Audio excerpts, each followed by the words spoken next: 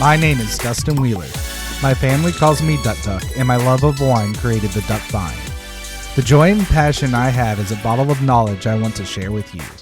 Let me be your favorite sommelier and pour you a big glass of edutainment so you can sit back, swirl it, sniff it, and sip it as we ducks fly together through the wine world. Let's duck and go.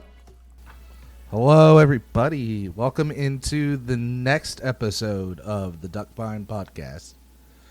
We're here to talk about a region for me that is by far more impactful on a personal level than any other region, bar none. And I know when we get into a lot of these wine worlds, I talk about how unique they are and all these regions have this going for it or that, and sometimes it can sound like a broken record. As you learn more and more about wine and the wine regions of the world, you start to see similarities and nuances, but there is still at the core of it great differences between region and country to country, new world to old world. So there may be common themes like diversity, like, oh, this is one of the most uniquely diverse regions, and this has some of the rarest grapes, or some of the most historically impactful areas.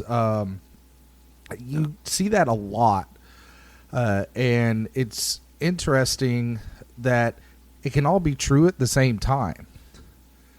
So for me, this region, Piedmont, or Piemonte, has been just that on a personal level, and it is because of some of those regions. It's very unique. It's different from a lot of other areas in the world, and has some grapes that just can't be grown anywhere else in the world because of its unique land, its elevation changes, its fog coverage. But on a personal level, there's a wine here that's so complex, and we've said that before, but it's uniquely complex that for the first time, and after doing food and beverage for close to 20 years, I finally had that aha moment with a wine. And if you watch a lot of videos on sommeliers, or you catch the little clips on Instagram or TikTok or whatever, a lot of soms talk about this aha moment where they had a wine for the first time, and it was aha, here it is. For me, going through this career, surrounded constantly by Cab Sauves and Sauvignon Blancs and Merlots and Pinot Noirs and Chardonnays and Pinot Grigios, like the big ones. And I think we've all seen that. I mean, those few grapes right there pretty much describe every restaurant that you walk into. You're going to find those somewhere on the list, especially if you think your big restaurants like O'Charlie's or something like that, where it's a little bit more upscale but not super finite into one direction or one theme.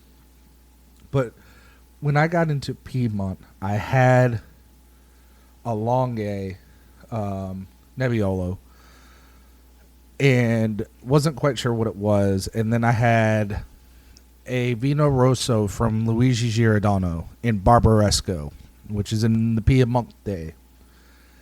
And it was that aha moment for me. At first, though, I'll admit, I had this wine, and I was thinking, what is this wine? I go into a store in Asheville, North Carolina, and I heard this on a podcast. I want to try a grape called Nebbiolo.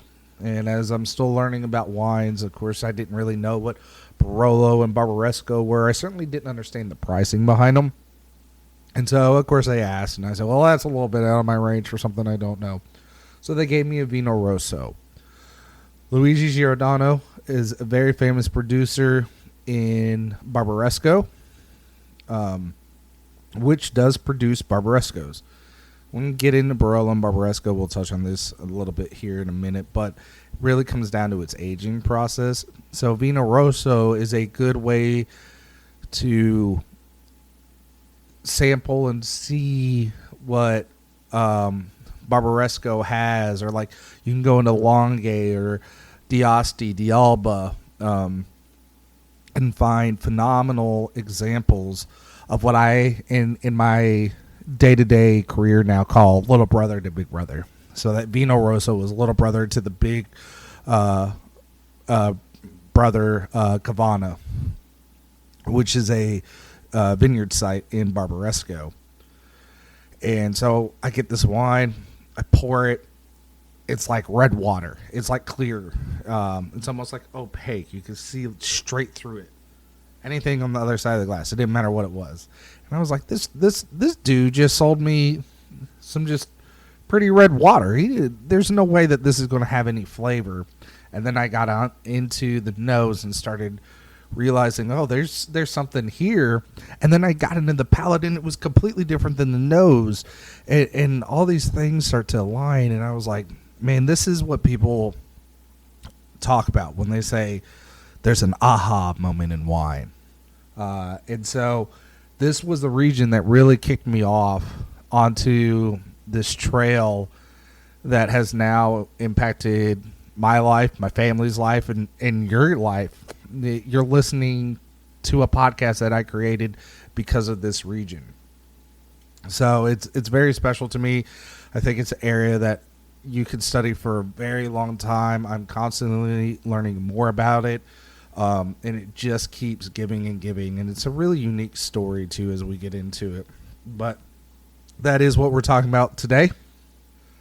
We're getting into good old Piedmont, the Piedmont area of Italy. So it's this unique area. It kind of sits in this like natural amphitheater because it's bordered by the Alps, by France and Switzerland. And it is one of the premier regions of Italy. I know a lot of people talk Tuscany. Who's to say that they haven't heard Tuscan? Piedmont, maybe not so much. But because of two very distinct regions, Barolo and Barbaresco, this is where some of the most profound, serious reds just come out of. Again, like we mentioned on the previous episode, as you go through Italy, almost there's no area in Italy that isn't considered a wine region. So you get all kinds of different kinds of wines, and as you move throughout Italy, you can find very famous regions as well, like in Tuscany and Sicily and blah, blah, blah. But for Piedmont, Barolo and Barbaresco are the two regions that are the height of serious wines.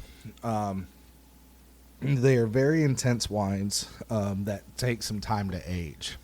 But if Piedmont had a culinary soulmate, it isn't Tuscany, but more along the lines with France's Burgundy.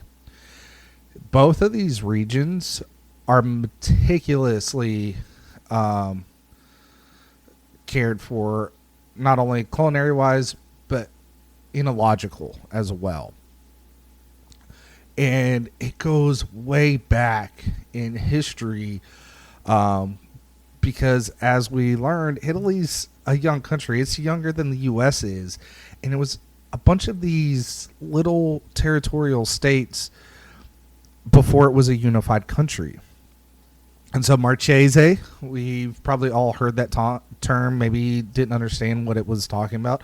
But these Marcheses, are like leaders of these individual states, ended up marrying a French noble. And when she married her husband, she moved down into Piedmont. And this is why Barolo and Barbaresco are named like French wine, like Burgundian wine, where it is the area is more important than anything else. They meticulously care for their land here. And if you go into the Piedmont, especially Barolo or Barbaresco, it's hard to see anything else other than vineyards. This area is just comprised of vineyard after vineyard. You rarely see forest in there. There's a couple areas in the Piedmont that are now trying to return back to that because you need that biodiversity to keep the soil in check, to keep the land fertile and all that. So we're starting to see a return to more biodiversity. But for a long time, and I'm talking the 1400s is when this marriage happened, that Barolo and Barbaresco were just wine regions. And when you look at wines that are coming out of the area, you can see the correlation very strongly to France. So when she married, she brought some of her French winemakers with her, insisted that they come. At this point, up until now, Piedmont, or up until the 1400s, I should say, not now, but in the 1400s, Piedmont was known for white grapes and bulk production. They did not do great reds. And it was this change that she brought with her, these winemakers, that really started to make the turn for fine wines, serious wines, being a competitor, to where Barolo became known as the king of wines, because so many kings fell in love with Nebbiolo and what was coming out of these areas. Barbaresco is often now referred to as the queen of wines. It's a little more reserved, a little smoother. It's not as intense. So when you talk about aging, a Barolo has to be aged for about 4 years before it is released, where a Barbaresco is only about 3.5. So you can see right there, just in the intensity of the grape, the difference as well. And part of that's soil composition. I mentioned briefly there that these regions are named like Burgundian wines, where the place is the most important fact. So they just call them Barolo and Barbaresco. A lot of times on labels, you'll see a vineyard name, Cavana, Canubi, so on and so forth. Where when you look outside, still in the Piedmont, but outside of Barolo and Barbaresco, even if they're using the Nebbiolo grape, they may call it Nebbiolo d'Alba. And part of that is where the grape is from, the DOC, aging laws, things like that. But it is more true to the more forward-thinking Italian way of labeling. So I brought it up last podcast. We'll touch on it again. But D in Italian means of. So if they're going to tell you something like Nebbiolo d'Alba, it's the Nebbiolo grape of the town of Alba. So we can see right there, again, this connection between Burgundy or France and Piedmont, where the labeling system has even been affected. So it's interesting to see some of those influences coming through. Now, while we're still talking about Nebbiolo, I do want to touch on part of its name. I have a whole podcast because I love Nebbiolo. But Nebbia is Italian for fog. And if we're looking around and saying, okay, these Barolos and Barbarescos are going for a ton of money, why don't we see them in other locations? And it's not for a lack of trying, but Nebbiolo is actually a very finicky grape, believe it or not. Even though it has that tannin structure that will beat out cab, and so we think it's got to be big and bold, it's not as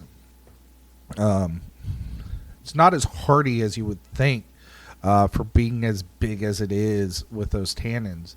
So Nebbi being a fog, and why it's so successful in Piedmont is the fog that comes over the mountains helps cover the vines so the Nebbiolo doesn't get sunburned. In other areas of Italy, even, you don't see Nebbiolo. Now, there is a grape called Aglianico that comes out of Campania or southern Italy. And some people kind of refer to it as the Nebbiolo of the South. So they have some imitations of it, but even within Italy, Piedmont's pretty much the only place where you're going to find Nebbiolo. So it makes it really unique. Talking about some other favorite wines out of this region, especially for me.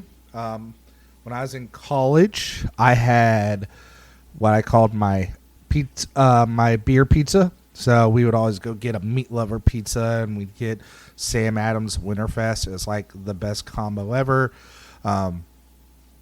When it was during the summer and I couldn't get Winterfest, we'd get some IPAs. There is a blonde ale called Naughty Girl Blonde out of a small producer that was local to our college that I loved. But as I've gotten older and discovering the Piedmont, I found my pizza wine. Barbera is a fantastic red that goes fantastically with pizza. Coming out of the Piedmont as well, maybe your first instinct after me talking about Nebbiolo and how long it would be aged is, well, how long do I have to wait? Well, Barbera and why it goes so great with pizza has almost no aging time. You can pull it off the vines, press it, ferment it, put in a bottle, and go. I love the Italians. They kind of have this system, this hierarchy of grapes around the Piedmont that always keeps something in rotation and something ready to drink. Barbera is that. Barbera will always be around. The big grapes coming out for reds are going to be Barbera, Dolcetto, and Nebbiolo. So I explain this a lot. Barbera, as soon as it's bottled, they drink. While they're drinking the Barbera, their Dolcetto's aging 1 to 2 years on Dolcetto, depending on the producer. While they're drinking their Dolcetto and enjoying that aged process, their Nebbiolo is aging. So 3.5 to 4 years, bam, Nebbiolo's ready. The Italians planned ahead. I swear to it. They knew what they were doing. But great pizza wine. It's young. It's fruity. No tannins to speak of. High acidity. Goes great with pizzas. It's a great food pairing all the way around. But if you want something that is kind of stepped up a little bit, that's where we go into the Dolcetto. Dolcetto, my goodness, probably one of the most overlooked grapes that is out there. If you get to do a pairing and try Dolcetto with food, I promise you will not be disappointed. So make sure you try that. And then, of course, we talked about Nebbiolo. Now, there is a cousin to Nebbiolo. So if you want to even kick it up a little bit more and get really mouth-drying tannins, I mean, like, it's going to suck every last drop of hydration out of your mouth. There's a grape called Fresa, and it is a cousin to Nebbiolo that you will find in Piedmont as well. So recommendations, if you're going to go out and look for some reds for Piedmont: Barbera, Dolcetto, Nebbiolos, and Fresas on your reds. There are also fantastic whites as well. So when we get into the white world, there's a very famous region not too far from Barolo and Barbaresco called Roero. And they are very famous for Arnais. You can find Arnais all across Piedmont, but it is in its best examples coming out of Roero, just fantastic. So if you get a chance, try that. It makes a fresh kind of dry wine, very crisp. If you get it out of Roero, this was an area at one point, talking about Piedmont, about 30 million years ago, that was under an ocean. So it started receding 30 to 10 million years ago, and that's when the Barolo and Barbaresco area was unearthed from the ocean. That Rorero region was only about 2 million years ago. So if you go there, the soil is still very sandy, a lot of sea life, oysters, fossils. And not even that long ago, they found a whole whale fossil body, bones, whatever, in Rorero to show you just how much younger it is compared to Barolo and Barbaresco. So when you get into the Arnays, you're going to get some of that saline saltiness as well that comes out. Now, another fantastic white that I love is Gave. And Gave is going back to, again, a French influence. It is a region, but it's also a wine. So on a wine list, you won't ask for the grape. The grape here is Cortese, but the wine itself is Gave. So Gave has great flavors. Again, it is considered to be one of the best dry whites in all of Italy, not just Piedmont. But it goes fantastically with seafood. Gave is right there up against the sea. So, not surprised by any stretch of the imagination that it would also mimic great sea flavors, great sea pairings. Very much a fantastic wine to experience. Now, on the flip side of that, we've talked a lot of dries and dry wines or still wines, but Asti is my mother's favorite area for a wine, and if I sent her into a store, she probably couldn't remember what it is. But there is a wine called Moscato d'Asti. And I'm telling you, if everyone in the world were sitting down for one big lunch and only one wine could be chosen, Moscato d'Asti might be one of your safest bets to go with. It has flavors of ripe peaches and apricots, and it has a little bit of sugar, but not like a sweet candy sugar. It's really interesting. It's lighter in alcohol from 9% up to maybe like 11.5. But the grape here, Muscat Blanc, it's grown all over southeastern Piedmont, but really, really famous around Asti and Alba is just fantastic examples. They are done Charmat method, which is pressurized tanks, not the traditional method that you would see champagne in that gets a little more toasty and nutty. This is done more in the Prosecco method, where it really preserves the fruitiness of those grapes. As soon as you get these, though, you want to make sure that you're drinking them. They very rarely put vintage dates on the bottle because in Italy, they know as soon as they get it, they need to drink it. When you do something Charmat method, tank method, it is a large batch. Pressure is added, and it's exposed to oxygen. And as we've talked about before, oxygen really is the enemy to aging any kind of wine, whether it be a still wine or a sparkling. Oxygen's just not good. So those are some great grapes to be on the lookout for. But who should I buy from, right? Piedmont is a very complex area. I've talked about it. There's, like I said, anywhere you look, there's going to be producer after producer because all you see is vineyard after vineyard. So for me, there's a few great Piedmont wineries. Gaia, Gaja, is fantastic. Really not going to go wrong with anything from then. Vietti, Vietti. Again, fantastic producer. I mentioned earlier Luigi Giordano, one of my favorites, very impactful to myself. Giacomo Finocchio makes fantastic Barolos.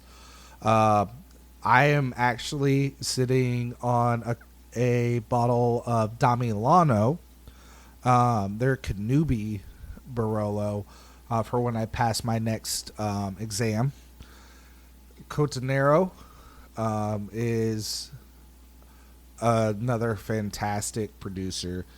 GD Bajara, Bajra, they have vineyard sites all over the Piedmont.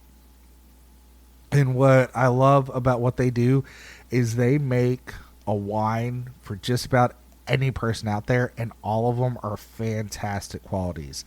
You can find Barberas, you can find Dolcettos, you can find Barolos, and anything, I won't say, most everything, I know everything that I personally had from them, I have been impressed by. And so if you're out and you see GD Bajara on a list, it's a pretty safe bet that you're going to get a great quality wine. And some of their entry levels, like their Dolcetto and their Barbera, are not going to break the bank. But if you want to go and have that great experience, that heightened level, don't be afraid to go with one of their Barolos, their single vineyard productions. They do phenomenal wines out of GD Bajaro. Pio Cesare, so Pio Cesare, Cesare. They are one of the forefathers, one of the leaders in production for many different varietals in Piedmont. This is a family estate that's been passed down, and now the daughter is running the winery and just doing some really innovative stuff. When you talk Barolo and Barbaresco, and that can really be its own episode in itself, you really start to get into this competition between old world thoughts and new world thoughts. And she's really built that gap and built that bridge to marry the best of both worlds there. So make sure you check Pio Cesare out. I will say on the bank side of it, those tend to be a little bit more pricey, but definitely a great celebratory wine. Elio Altare, you can find some great age stuff from them as well that won't break the bank. So hopefully these are a few wineries I know that are readily available, but might help you kind of narrow down, like, what is it that I'm really looking for at the end of the day with all these different producers. I think all of these that we just talked about, really great examples of phenomenal heritage practices, products that they put out, and worth the money to spend on them as well.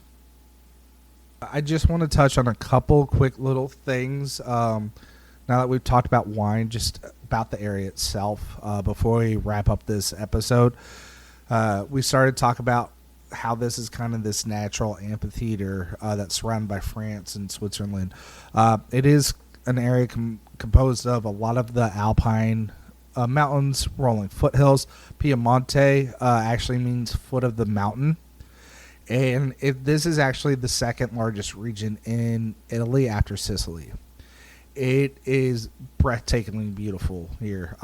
If you think like Blue Ridge Mountains, and you go look at pictures of the Piedmont, don't be surprised if you see some very similarities between the two. Despite its size, it's not one of Italy's leading producers of wine by volume. But if you took the fine wines out of the area, it would excel to being one of the larger producers. This region is still cold. We're right up against the mountains, so there are areas that is a constant battle. And when you talk about buds breaking and things like that, the weather can be an enemy as much as it is a help with Nebbiolo. It can also be a hindrance as well. Almost all of Piedmont's best vineyard locations are on the eastern and southern parts of the region. The two best ranges that they look for are Monferrato and the Langhe. Langhe as well actually has its own region. There's a great co-op out of Langhe that does some phenomenal wines. Alba sits within the Langhe, but on either side of the Langhe, that's where, or of Alba, is where you'll find Barolo and Barbaresco. What we might find very important for Alba is, yes, it does make some great wines, but it is world famous for white truffles. So if you're a big truffle fan, you're going to get some of those notes into these wines because it just naturally they flourish here. But Alba is one of the best locations in the world to get white truffles. If we go about 20 miles northeast of Alba, that's where we'll find Asti. And as we talked about, kind of always going to be synonymous with Moscato d'Asti. But that is definitely not a bad thing once you've gotten to try a bottle or two or three of some Moscato d'Asti. I love it around Christmas as well. Like having that light fizz to it, just fantastic. So in Piedmont, everything speaks to a place. And you really get a great example of how diverse this region is when you really get into trying all these different wines. But you get a sense of this place. These big wines that are sought after, but have this gentle touch to them as well. They're not overpowering. They're almost inviting and welcoming. I have not physically got to go, but I've watched so many videos, and it feels like the people emulate the wine. And I think these two just have this perfect marriage of wine and people that replicate the place. Gorgeous views, rolling hills, so much for the eye to take in. And then you pour a glass of this wine and you see this beautiful ruby color that's translucent, with great fruits that jump out, but it's never overpowering, and it always invites you back for another sip and another sniff, but it never stops showing you more and more. It keeps you wanting to come back. And for me, this is why this area just means so much to me, and how much it's changed the trajectory of my life. It is definitely the bucket list as probably the first place I'll go if this career ever takes me to be able to travel overseas. And so one day I hope that is something I'll get to do. And, you know, your guys' support by watching, listening to the podcast, downloading it, and telling your friends. Some of my wine club members have found out, and now every time they're around somebody, they're like, "Oh, did you listen to the podcast? Like, he's got a podcast," and that's really awesome to hear and experience and see. Like, I have those friends that support me that started out as just guests, and now this has become a part of their life, and they listen to it while they get ready for work and things like that. And the fact that you guys have downloaded this in countries all across the world, and it's not just a thing that's in the United States. Like, I really appreciate everything that you guys do to support the podcast and how you share it. And those that have decided to give financially, thank you for that. It's more impactful than you realize as we continue to do research and get better equipment and just continue to grow the podcast, to get not only more education for myself and for you guys, but give us the opportunity to have other opportunities where, you know, we can get interviews and have some winemakers on and things like that. And that's going to be exciting to see as well. So I know we're relatively new in the podcast scene, but again, thank you guys so much for all the support. I hope you enjoyed this podcast. I hope you can see what this area has done for me, and, you know, how excited I am about it. Hopefully you learned something.